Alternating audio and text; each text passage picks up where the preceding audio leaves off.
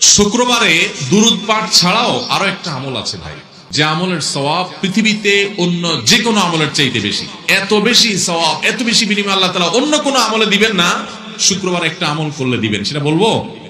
সে আমলটা হলো নবী করিম সাল্লাল্লাহু আলাইহি ওয়াসাল্লাম বলেছেন, সকালে আগে আগে উঠা, মসজিদে আগে আগে যাওয়া জুমায়ও।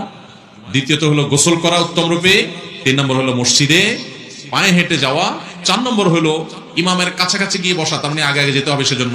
আর জন্য ঘাড়ের উপর দিতে যাওয়া নিষেধ, আগে আগে যেতে হবে, ইমামের কাছাকাছি বসতে হবে। আর 5 নম্বর হলো কোনো অনর্থক কাজ করা যাবে না, অনর্থক কথা বলা যাবে না। এটা যদি কেউ করতে পারে, নবী করিম সাল্লাল্লাহু আলাইহি সাল্লাম বলেছেন, ওই ব্যক্তিকে, এই যে মসজিদে বাসা থেকে ঘর থেকে হেঁটে গেল, প্রতিটা কদম, যতগুলো স্টেপ সে নিবে, যতগুলো কদম সে ফেলবে, এই প্রতি কদমের বিনিময়ে, এক এক কদমের বিনিময়ে 1 বছর নফল রোজা রাখলে এবং তাহাজ্জুদ পড়লে যে পরিমাণ সওয়াব পাইতো সে পরিমাণ সওয়াব পাওয়া যায়।